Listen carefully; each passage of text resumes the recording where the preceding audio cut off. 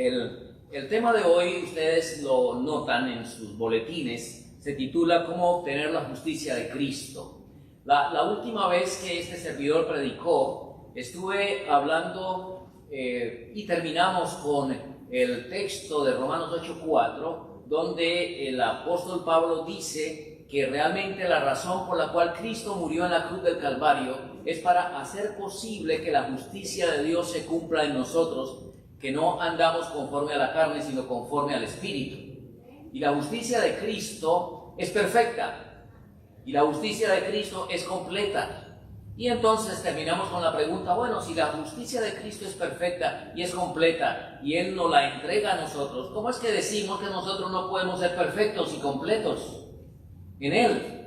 ¿Verdad? Es una contradicción muchas veces en nuestro evangelio.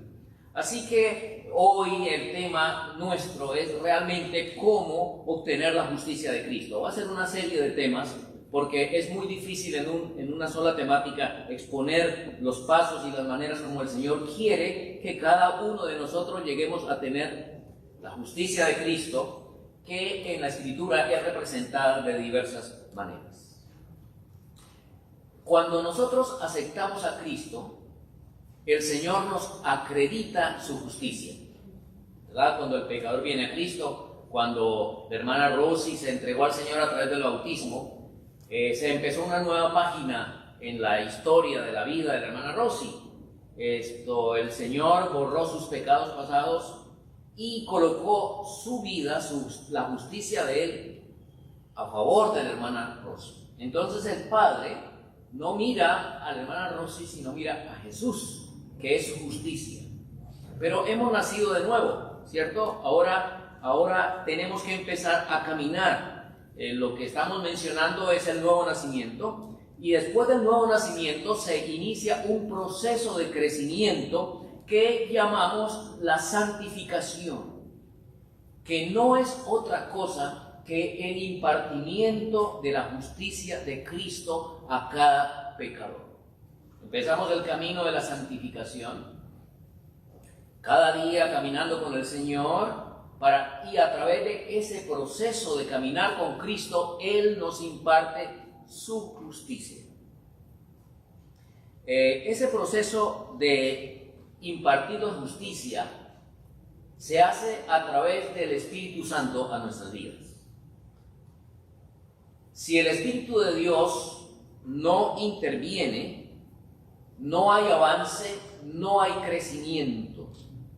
La vida espiritual muere. Y quiero aclarar algo que el pastor Radio predicó el sábado pasado. Él habló acerca de la necesidad de la lluvia tardía, de la plenitud del Espíritu, que son dos cosas diferentes. Porque algunas veces podemos llegar a pensar, bueno, ¿y es que nosotros no tenemos el Espíritu de Dios? Claro que tenemos el Espíritu de Dios. La Biblia lo dice.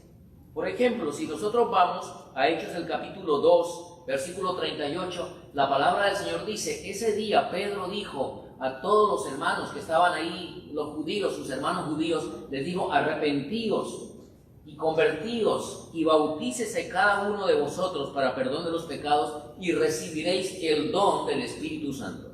Así que cuando somos bautizados recibimos el don del Espíritu Santo. Como dije antes, sin el Espíritu no hay avance en la vida cristiana. Es a través del Espíritu de Dios que usted puede crecer en su gracia. Es a través de la obra del Espíritu Santo en su vida y en su ser como usted crece en la vida cristiana. Y hay otro texto que ustedes pueden abrir sus Biblias y se encuentra en Efesios, el capítulo 1 y el versículo 13 y 14. Efesios 1, 13 y 14. Dice, en Él también vosotros, habiendo oído la palabra, el evangelio de vuestra salvación, y habiendo creído en Él, fuisteis sellados con el Espíritu Santo de la promesa, que es las arras de nuestra herencia hasta la redención de la posesión adquirida para la alabanza de su gloria. Así que cuando nos entregamos al Señor, cuando lo hemos aceptado, el Señor nos da su Espíritu. Son las arras. Y recuerden que otra parte del apóstol Pablo dice que ese Espíritu nos dice que nosotros somos hijos de Dios. ¿Cuántos de los que están aquí en esta mañana creen que son hijos de Dios? ¿Creen que el Señor los ha aceptado como sus hijos? Gloria a Dios. Esa es la obra del Espíritu de Dios, es la obra del Espíritu Santo.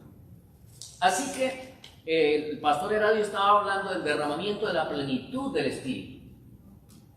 Y mis hermanos, el Espíritu de Dios, la plenitud del Espíritu de Dios no puede ser derramado a menos que la iglesia primero reciba la justicia de Cristo en su vida. La justicia de Cristo es su carácter, que es perfecta conformidad con la ley del Señor. Yo no debo pedir la plenitud del Espíritu de Dios, o sea, la lluvia tardía, si mi carácter no está en conformidad con la voluntad de Dios. Voy a bajar un poquito este micrófono.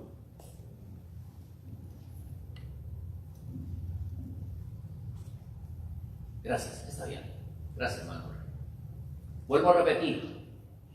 Yo no debo pedir la lluvia tardía, o sea, la plenitud del Espíritu de Dios, si primero mi vida no está en conformidad con la voluntad de Dios. Sería presunción. El Espíritu en su plenitud no puede venir a mí porque me destruiría, me destrozaría.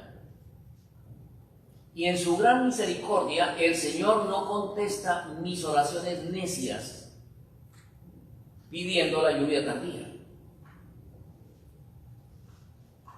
La iglesia ha estado pidiendo la lluvia tardía, o sea, la plenitud del Espíritu por más de 150 años. Y la promesa no se ha cumplido porque no hemos entendido que hay una condición para que la promesa se cumpla. Y es que la iglesia, o sea, usted y yo, debemos reflejar el carácter de Cristo. Y la sierva del Señor, en Palabras de Vida del Gran Maestro, página 242, dice que ese reflejar el carácter de Cristo debe ser perfectamente. Debe ser perfectamente. Ahora, la ilustración más clara que nos da la Escritura de la justicia de Cristo es la que encontramos en San Mateo, el capítulo 22. Vamos a ir a San Mateo, el capítulo 22. Ustedes ya conocen y no lo vamos a leer todo, pero en San Mateo, capítulo 22, hay una fiesta, hay una parábola que se llama la parábola de la fiesta de bodas, muy conocida para nosotros como adventistas, ¿cierto? La parábola de la fiesta de bodas está desde el versículo 1 hasta el versículo 14. Allí dice que el rey hizo una fiesta, una boda, ¿cierto? Había una fiesta de bodas. Dice, el reino de los cielos es semejante a un rey que hizo fiesta de bodas a su hijo, y envió a sus siervos a llamar a los convidados a las bodas, mas estos no quisieron venir. Es muy interesante que los siervos no quisieron venir. Volvió a enviar a otros siervos y tampoco quisieron venir. Y luego mandó llamar a otros. Pero lo que nos interesa es en el versículo 11, y entró el rey para ver a los convidados y vio allí a un hombre que no estaba vestido de boda. Y le dijo, amigo, ¿cómo entraste aquí sin estar vestido de boda? Mas él enmudeció. Entonces el rey le dijo a los que le servían, atadle de pies y manos y echadle en las tinieblas de afuera, allí será el lloro y el crujir de dientes, porque muchos son llamados y pocos escogidos. Es un capítulo que nosotros hemos leído mucho y hemos estudiado mucho. Y como decíamos antes, aquí el vestido de bodas está representado, o la justicia más bien, la justicia de Cristo está representada por el vestido de bodas que el rey proveyó a sus invitados. La sierva del Señor dice que el vestido de bodas representa la unión de la humanidad con la divinidad. Es otra forma de ilustrar la lluvia tardía, cuando toda la iglesia en su plenitud se vestirá con el vestido, con el manto de la justicia de Cristo, cuando Dios colocará el sello sobre su pueblo. Pero a ese acto de bodas, solo los que tengan el vestido apropiado pueden asistir, según la Escritura. Entonces, mis hermanos, ahí es donde debemos centrar nuestra atención y nuestras energías y nuestras súplicas y nuestros propósitos en la vida cristiana. Llegar a tener el vestido de bodas, el vestido apropiado para la boda. Algunos hermanos y hermanas algunas veces decimos, pastor o hermanos, reunámonos, vamos a orar al Señor fuertemente para que el Señor nos dé la lluvia tardía. Malentendido, mal dicho. Debemos reunirnos y orar para que el Señor nos muestre nuestros defectos de carácter. Amén. Para que el Señor nos muestre nuestra necesidad y para que el Señor construya su carácter en cada uno de nosotros. Porque cuando la iglesia tenga el manto de la justicia de Cristo, el Señor va a derramar su espíritu en su plenitud. Ahora, otro asunto que creo es que la edificación del carácter no es cuestión de grupos, ¿verdad? El carácter no se edifica, no se construye en grupos, no se construye en iglesias. Las reuniones son importantísimas porque debemos reunirnos para orar, para estudiar, para animarnos unos a otros, para compelernos al amor y a las buenas obras, pero la iglesia no es la que edifica el carácter. La edificación del carácter es obra del Espíritu de Dios con usted y conmigo, individual y personalmente. Por eso es que tenemos que luchar solos con Dios en la consecución de su vestido de justicia, de su vestido de bodas. Nadie lo puede conseguir para otro. Tampoco nadie puede demandarlo de otro.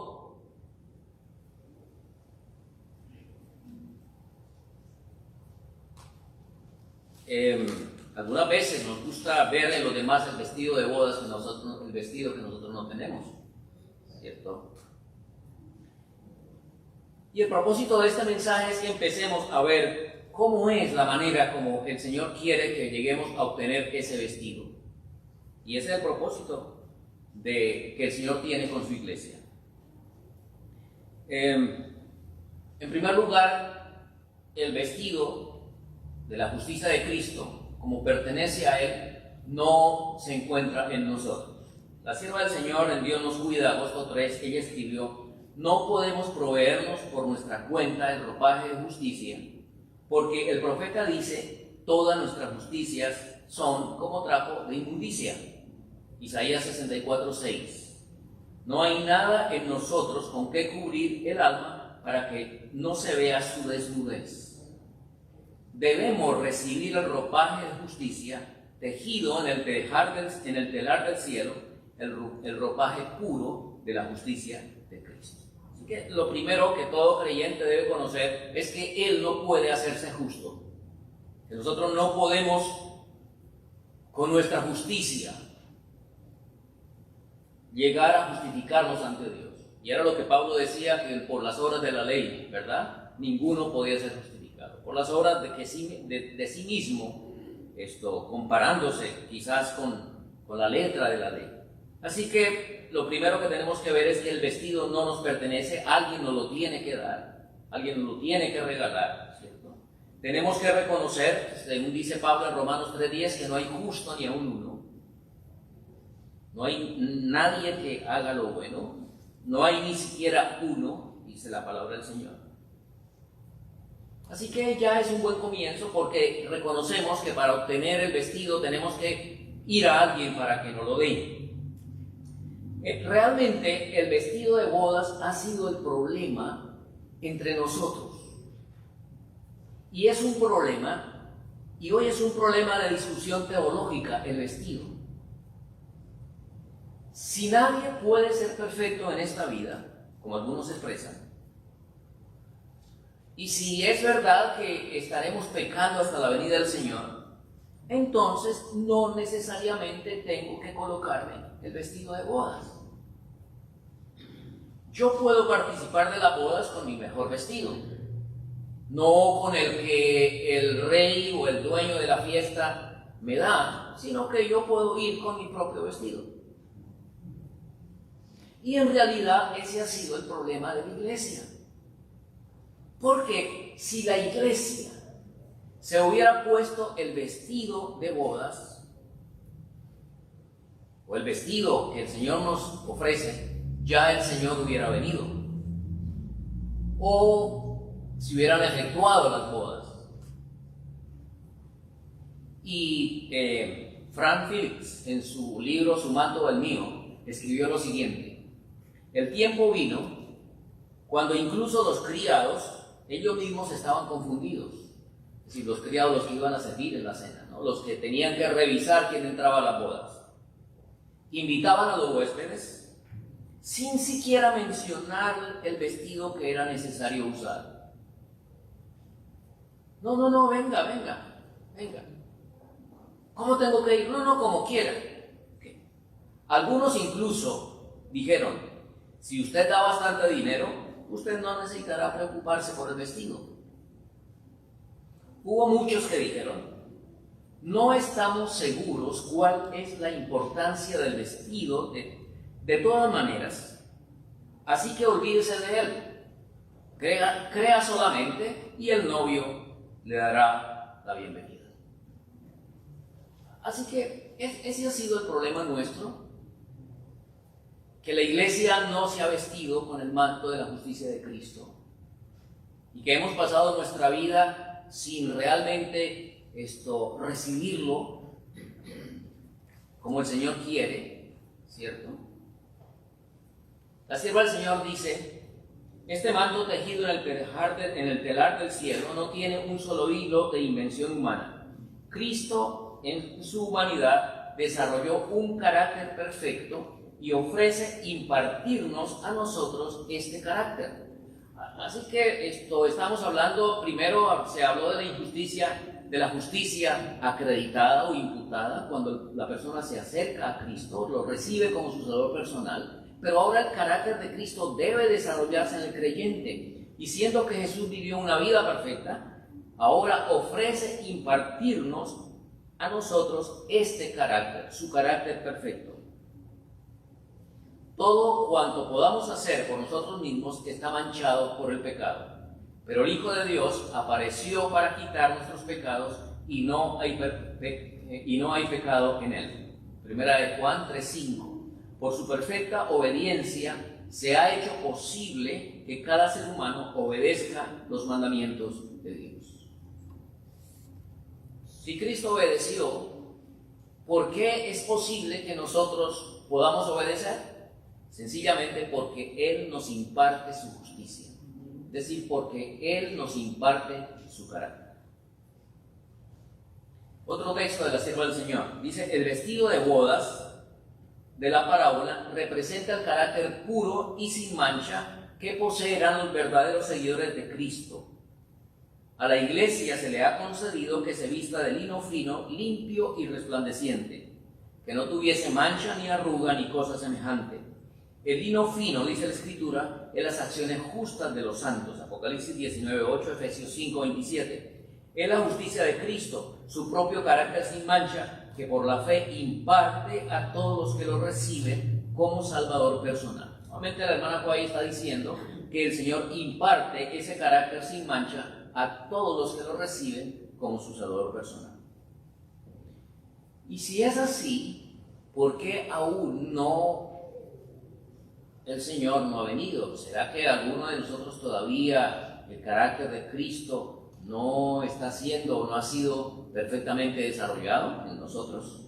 Ahora quiero dejar claro que el vestido de bodas es algo invisible para el portador.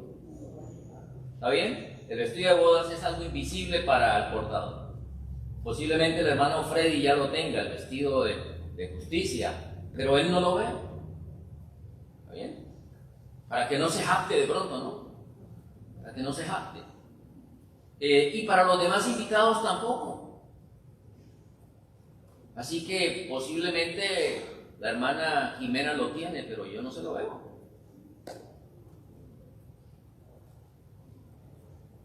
Es el rey el que pasa, el que hace la revisión.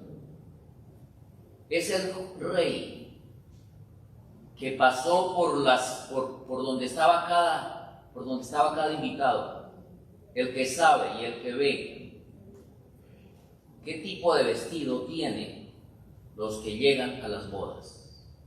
Así que es algo que es entre tú y Dios, ¿cierto? En el desarrollo de ese carácter, en la vivencia de los principios del Señor, en que los mandamientos, en que la ley de Dios, en que la justicia de Cristo pueda llegar a estar. Es entre usted y Dios. Ahora la pregunta sigue, ¿cómo obtener el vestido? Y vamos a tocar un aspecto muy importante. Hoy nada más vamos a tocar ese aspecto, y es lo que tiene que ver con nuestra mente. Nuestra mente es el campo de batalla donde se libra la batalla más feroz en este planeta. La mente humana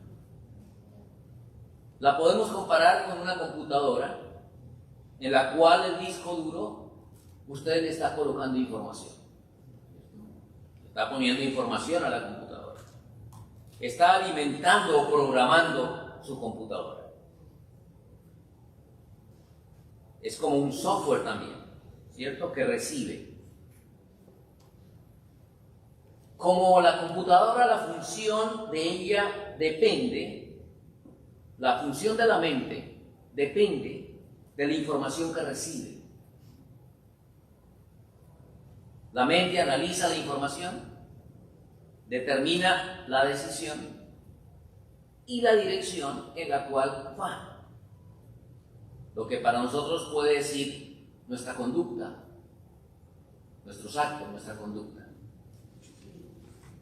Es la mente la que lo decide de acuerdo a la información y a lo que nosotros le hemos colocado ahí. En la temperancia, la página 245, la sierva del Señor dice: no hay sino dos poderes que dominan la mente de los hombres: el poder de Dios y el poder de Satanás. No hay sino dos poderes que dominan la mente en el hombre. Ahora, ¿cuáles son esos dos poderes? Vamos a hablar primero del negativo, ¿cierto? El poder de Satanás. Escuchen lo que la sierva del Señor escribió en Mensajes Selectos, página 151. Esta voluntad, que constituye un factor tan importante en el carácter del hombre, fue puesta en ocasión de la caída bajo el dominio de Satanás. Y desde entonces él ha estado obrando en el hombre el querer y hacer su beneplácito, pero para la completa miseria y ruina del hombre. Aquí la sierva del Señor viene hablando de la voluntad y viene hablando de la mente. Y en la mente el Señor nos ha dado el aspecto más precioso, que es la voluntad. Pero la voluntad, cuando cayó Adán y Eva, quedó en manos de Satanás. Así que desde niños, nuestra voluntad ya está siendo manipulada por otro ser. Testimonio para los ministros, página 77. Satanás gobierna toda mente que no se halla en forma decidida bajo el control del Espíritu de Dios. ¿Qué es lo que hace Satanás? ¿Qué es lo que hace? Voy a volverlo a leer porque creo que se desconcentraron. Satanás gobierna toda mente que no se halla en forma decidida bajo el control del Espíritu de Dios. ¿Es una fuerte batalla? Sí. Descuídase un poquito, mi hermano. Suéltese. Inmediatamente Satanás entra en acción, tratando de recobrar terreno y de ganar el terreno. Satanás gobierna toda mente que no se halla en forma decidida bajo el control del Espíritu de Dios. Testimonios tomo 4, página 542. Satanás está tratando siempre de impresionar y controlar la mente, y ninguno está seguro excepto que tengamos una conexión constante con Dios. Así que la batalla está en la mente. Otro párrafo, en Mensajes Selectos, tomo 2, página 404 y 405, dice la sierva del Señor: Satanás ha estado experimentando durante miles de años con las propiedades de la mente humana y ha aprendido a conocerla bien. Mediante su obra sutil, en estos últimos días, está vinculando la mente humana con la suya propia. Es muy interesante que la ciencia hoy ha llegado a querer o hacer eso también con la ciencia, con las personas, ¿no? Ya usted se coloca frente a un computador y ya usted no puede estar muy seguro, porque su voluntad puede ser sometida a través de los asuntos comerciales. Usted llega y entra en contacto y se une la computadora con su mente. Eso es lo que están tratando y eso es lo que están logrando. Para eso está avanzando la ciencia. Pero Satanás ya lo tiene listo, y la sierva del Señor dice que en estos últimos días Satanás está vinculando la mente humana con la suya propia y está introduciendo en ella sus propios pensamientos y está llevando a cabo su obra tan engañosa que los que aceptan su dirección no saben que están siendo guiados por él según su voluntad. El gran engañador espera confundir de tal modo las mentes de los seres humanos que estos no escuchen ninguna otra voz fuera de la suya. A través de los años, nosotros hemos visto muchos hermanos que toman ciertas decisiones y que dicen que el Señor nos dio. Ay, el Señor me habló. Voy a abrir tal empresa, voy a abrir tal cosa. Ay, mire, todo salió bien, el Señor me facilitó todo, respondió mis oraciones. Y al poco tiempo están arrepentidos y están viendo que las cosas no resultaron tan bien como pensaban. Entonces, ¿quién fue el que les habló? ¿Quién fue el que les dijo? ¿Quién fue el que los condujo? ¿Quién fue el que les mostró las cosas fáciles para que creyeran que Él los estaba conduciendo? Si la sierva del Señor dice que solo hay dos poderes que actúan sobre nuestra mente. Y estaba leyendo otro pensamiento de la sierva del Señor que no lo traje acá, pero que realmente demuestra y refleja cómo muchas veces, a menos de que estemos conectados con Cristo, podremos estar pensando que estamos haciendo la voluntad de Dios y no estamos haciendo la voluntad de Dios. Estamos siendo conducidos y sometidos por otro poder. Ahora, ya dejemos de un lado a nuestro enemigo y vamos al propósito de Dios. En Testimonios, tomo 2, página 169, la sierva del Señor dice: Dios requiere primero el corazón y los afectos. Dios primero requiere el corazón y los afectos. En la palabra del Señor dice en Proverbios 23, 26, dame, hijo mío, ¿qué? Tu corazón. Así que noten, mis hermanos, que para empezar el camino, para llegar a tener la justicia de Cristo, el vestido de bodas, lo que Dios primero requiere de nosotros es nuestra mente, nuestro corazón. ¿Está bien? Nuestros afectos. Que nuestras emociones y nuestros afectos sean entregados a Él. Dios solo acepta un servicio voluntario, dice el Comentario Bíblico Adventista, tomo 7, página 988. Y es verdad, Apocalipsis 3:20 dice: yo estoy a la puerta y ¿qué? Y llamo. Si alguno abre la puerta y oye mi voz, entraré a él y cenaré con él y él conmigo. Esto dice la sierva del Señor en Consejo sobre el Régimen Alimenticio, página 39. El plan de Dios con usted es comenzar con la raíz misma de todas las dificultades del corazón. ¿Cuál es el propósito de Dios? Empezar con la raíz de todas las dificultades nuestras, y es el corazón, o sea, nuestra mente. Entonces del corazón surgirán los principios de justicia. La reforma será exterior, así como interior. Y ella agrega en palabras del gran maestro, página 69, como la levadura cuando se mezcla con la harina, obra desde adentro hacia afuera, tal ocurre con la renovación del corazón que la gracia de Dios produce para transformar la vida. No es suficiente un mero cambio externo para ponernos en armonía con Dios. Hay muchos que tratan de reformarse corrigiendo este o aquel mal hábito y esperan llegar a ser cristianos de esta manera, pero ellos están comenzando en un lugar erróneo. Nuestra primera obra tiene que ver con el corazón. Palabras de vida del maestro, página 61. Nuestra primera obra tiene que ver con la mente. Y ahí es donde Dios quiere empezar a trabajar con nosotros. Ahora, el Señor nos ha dado el regalo, cuando nos creó, nos dio el regalo más extraordinario que le podía dar a cualquiera de sus criaturas, y fue el poder de la voluntad. Y vamos a hablar sobre eso precisamente ahora, el poder de la voluntad. El poder de la voluntad se asienta aquí en el lóbulo frontal de nuestro cerebro, ¿verdad? Y la sierva del Señor dice, en Camino a Cristo, página 48, este es el poder que gobierna la naturaleza del hombre, el poder de decidir o de elegir. Todas las cosas dependen de la correcta acción de la voluntad.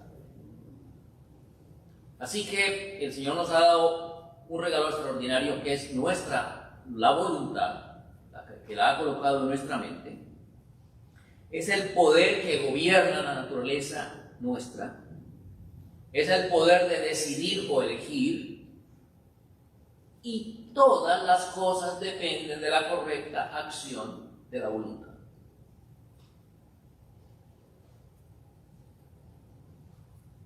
Ella continúa diciendo, la voluntad es el poder que gobierna la naturaleza humana, sometiendo todas las otras facultades a su dominio. La voluntad no es el gusto o la inclinación, otras cosas separadas, ¿cierto? Otras cosas separadas son nuestras emociones, otras cosas separadas son nuestras inclinaciones. Pero la voluntad es el poder que gobierna nuestra naturaleza y que el Señor la ha colocado en nosotros como un regalo extraordinario. Dice, la voluntad no es el gusto o la inclinación, sino el poder que decide, que obra en los hijos de los hombres para obedecer a Dios o para desobedecerlo. Y el mensaje para los jóvenes, página 151, dice, tu voluntad es la fuente de todas tus acciones. Así que el Señor nos ha dado ese poder gobernante, que es la voluntad, que fue tomada por Satanás cuando el hombre pecó. Así que nuestros niños, nuestros bebés ya nacen con una voluntad tomada por Satanás. Qué terrible, ¿no? Si no fuera así, nuestros niños, ¿cómo serían de sumisos, ¿no? De tranquilitos, ¿no? De obedientes, ¿verdad? Pero ella tiene una voluntad que fue tomada por Satanás. Esta voluntad constituye un factor tan importante en el carácter del hombre, fue puesta en ocasión, vuelvo a repetir el pensamiento, de la caída bajo el dominio de Satanás. Y desde entonces él ha estado obrando en el hombre el querer y el hacer para su beneplácito, pero para la completa miseria y ruina del hombre. ¿Cuál es entonces el problema? ¿Y cómo ha hecho Satanás con esto? Es que Satanás nos controla sin que nosotros lo reconozcamos, que él es el que nos está controlando. Porque a menos de que yo me haya sometido a Cristo y mi voluntad se haya sometido a Cristo, yo pienso que yo soy el que estoy tomando ciertas decisiones porque veo que es lo mejor, por lo que es lo que Me interesa y posiblemente pienso que yo soy el que estoy haciendo eso y Satanás está controlando la situación. Yo pienso que soy quien tiene el control, pero es otro quien lo tiene. Qué terrible es esto. Qué terrible es esto. Entonces, el Señor tiene un solo plan. Es el de ganarnos nuevamente para Él. Discurso Maestro de Jesucristo, página 55. Dice, por medio de la voluntad, el pecado retiene el dominio sobre nosotros. Porque mi voluntad está deteriorada por el pecado. Por eso el pecado permanece en nosotros. Porque nuestra voluntad ha sido tomada. Ese poder gobernante de la naturaleza, del cuerpo que el Señor me ha dado, de todo mi ser, ha sido tomado por Satanás. La rendición de la voluntad se representa como la extracción del ojo o la amputación de la mano. ¿Recuerdan cuando el Señor le dice a sus seguidores, si tu ojo te es ocasión de caer, sácalo y échalo de ti, porque es mejor entrar al reino sin un ojo que perdernos. Y si tu mano te es ocasión de caer, ampútala, porque es mejor entrar manco al reino de los cielos que perderte todo.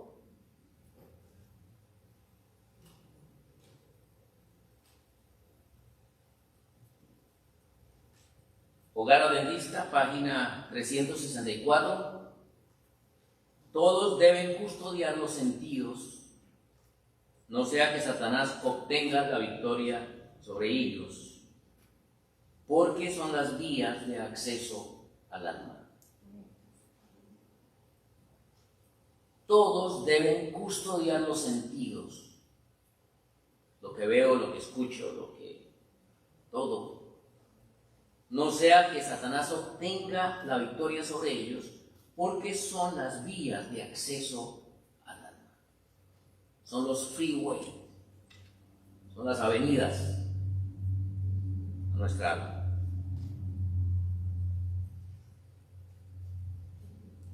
Está complicado tener el vestido.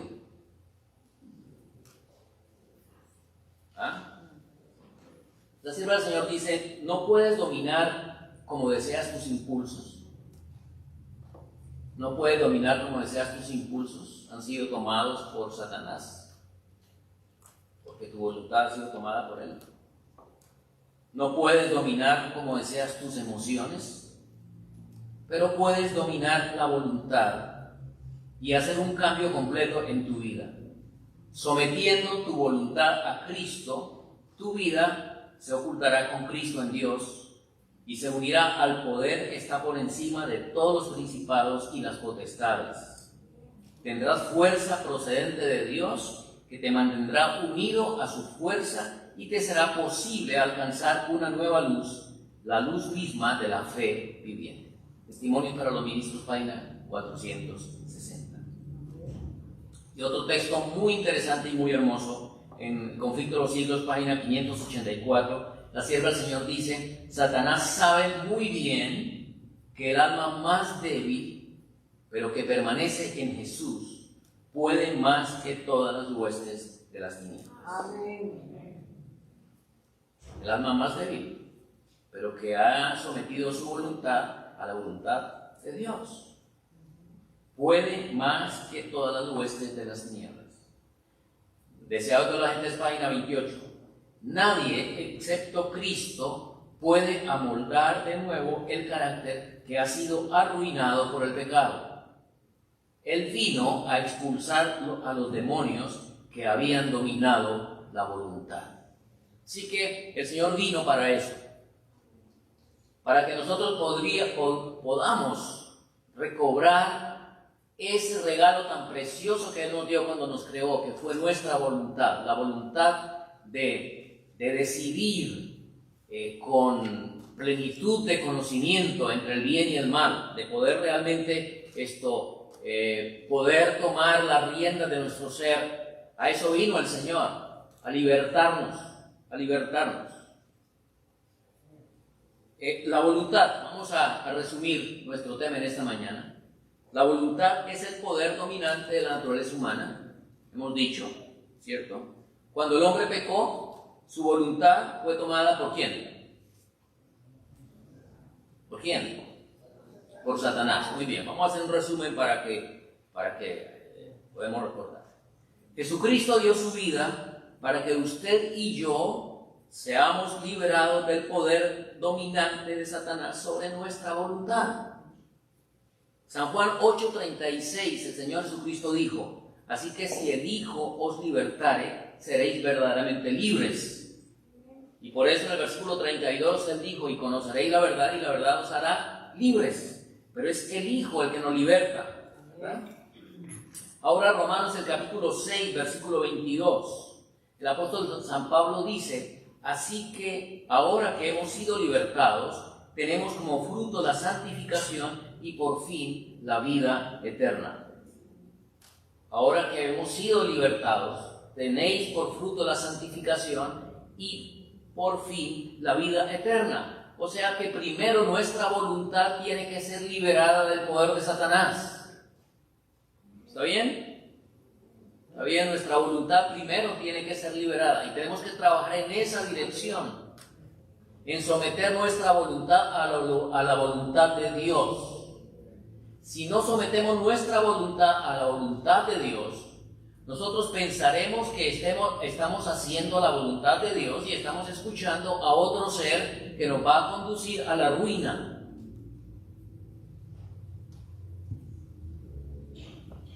Nuestra voluntad unida a Cristo es inexpugnable.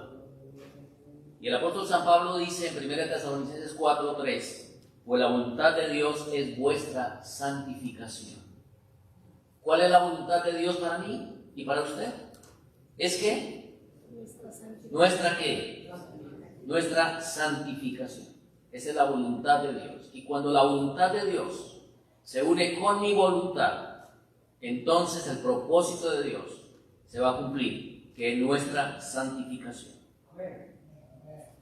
Debemos hoy entregar una vez más nuestra voluntad a Jesucristo. La sierva del Señor dice que nuestra oración debiera ser: Señor, toma mi voluntad porque yo no puedo dártela. Manténla limpia porque yo no la puedo mantener por mí mismo. Entonces, hoy tenemos que reconocer que a menos que le entreguemos la voluntad cada día a Dios,